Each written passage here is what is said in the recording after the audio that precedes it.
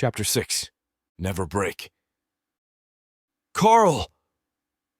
The guard standing just outside the door heard clearly, signaling that the prisoner was once again conscious after hours of enhanced interrogation.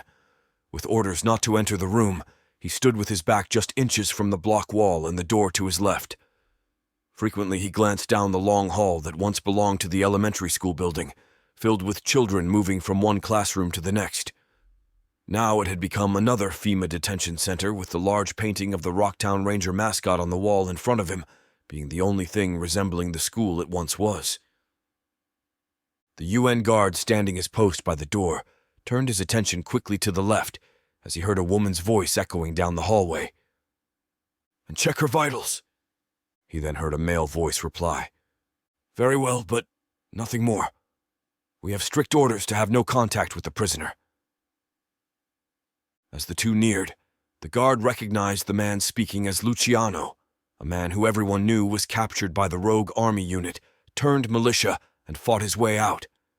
At least that became the story. The truth would have only seen to Luciano's death, something that Karnak did not want since he had let him go after a conversation over coffee. From the moment Luciano returned, the story began to grow, and with it the trust those in charge of the UN operation had in him. "Stop!" the guard said strongly as Janet, the school's former nurse, reached for the door. "I must check the prisoner's vitals and overall health," Janet stated, pulling back away from the door just a little.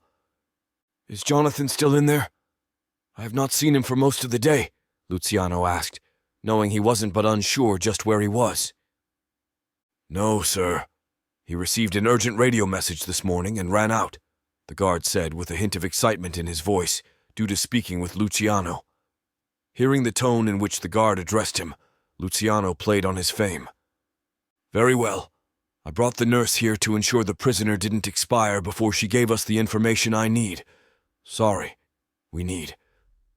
I am looking forward to wiping out Karnak and the whole lot of them." Luciano could see the guard hanging on every word. "I am sorry, sir, but I have orders," the guard said somberly, wanting to be of use to a man he admired. But it was the man he feared who won out in his decision. "Let them in!" a voice boomed from feet away. "Welcome back, sir. I hope everything is well," Luciano replied upon hearing Jonathan's voice.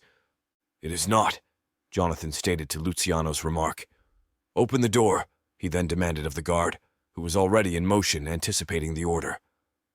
Luciano and Janet took a step back from the door and the guard, opening up a clear path for the obviously agitated Jonathan to pass. Leaving the door open as he entered, Jonathan walked over, stood directly in front of his former boss, and with a venomous voice said, "Good to see you awake. Ready to begin once more?" Her swollen eye and the dried, crusty blood hanging from her lashes made it difficult to focus. Nevertheless, Angelique knew just who stood in front of her. Adrenaline surged through her veins as her heart raced, and she lunged for him, envisioning pulling his Adam's apple from his neck. A vision was all that would occur because of the doubled-up restraints Jonathan had insisted she be put in. "Well, you seem to be back with us," Jonathan said, feeling his muscles tensing to take a step back when Angelique lunged, even though he knew there was no way she was moving more than the few inches she had.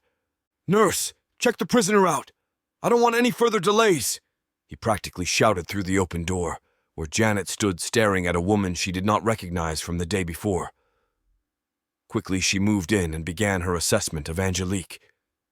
Jonathan watched closely as the nurse cleaned Angelique's wounds, took vitals, and gave her a drink of water. With each minute that ticked away, he anticipated getting started with the interrogation more and more. "Okay, she is not going to need much more than that. Guard, take her away," Jonathan ordered, directing the guard by waving his open hand from the nurse to the door.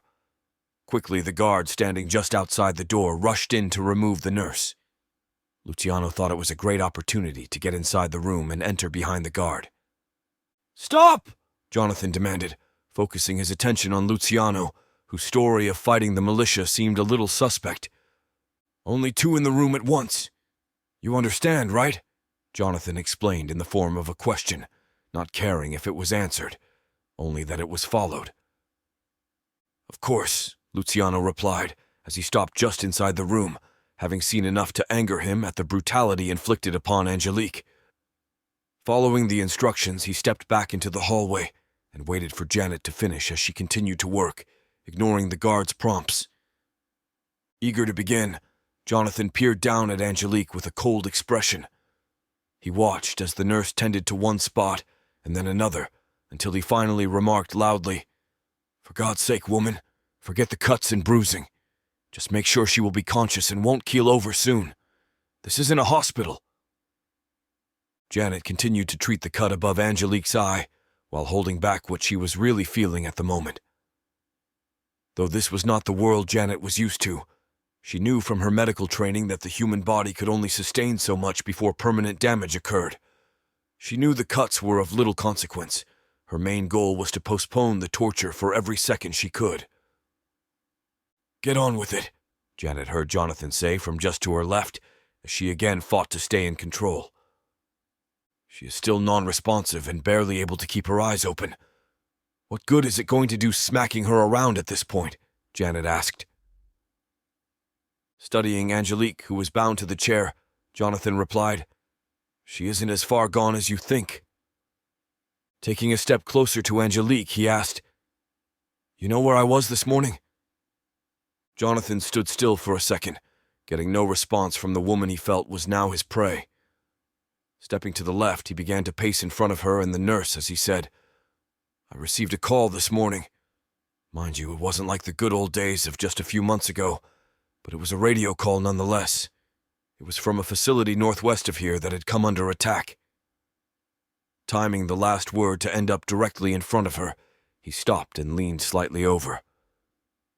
"This is why you were able to get a good day of rest," he continued, suggesting that she had been fortunate.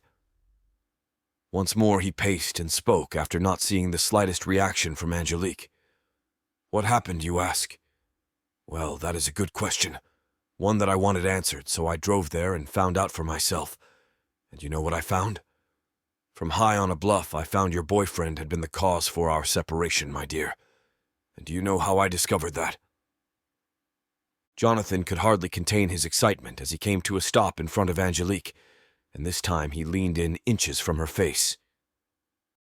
"Through a high-power scope before I pulled the trigger, sending a bullet into him. Karnak is dead!" "No!"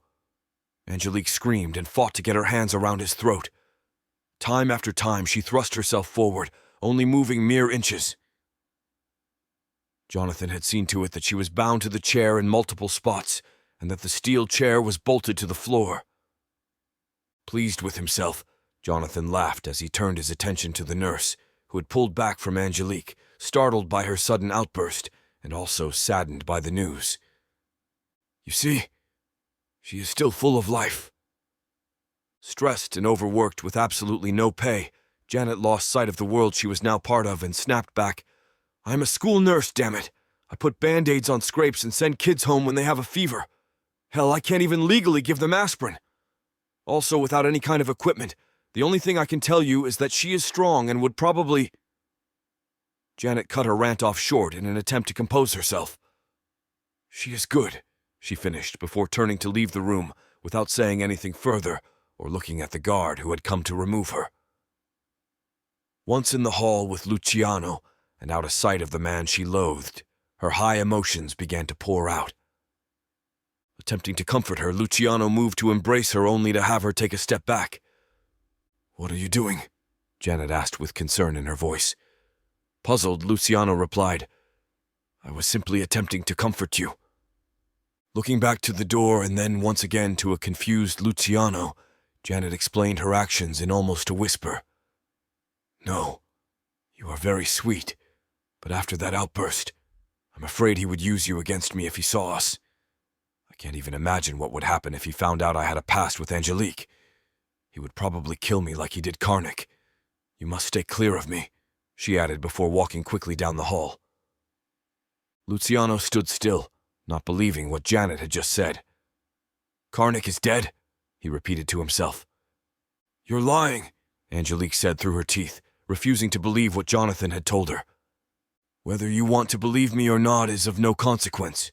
Either way, he is still dead," Jonathan responded. Angelique fought back tears, not because she didn't want anyone to see her cry, but rather she didn't want him to take any more pleasure in her misery. She thought of how brief the reunion with Karnak had been, and how quickly they found themselves in each other's arms. It was almost as if, during the many years apart, they had unknowingly longed to be united. "I now realize that," Angelique heard Jonathan say before tuning him out and returning to her thoughts. Sadness and despair took her over as she retraced everything leading up to now and how everything had started with going on vacation. Now it all was coming to an end, with the death of her parents in the Chinese invasion of St. Louis, Karnak's recent demise at the hands of the man who had arrested her parents and sent them to St. Louis, and soon with her death by the very same man.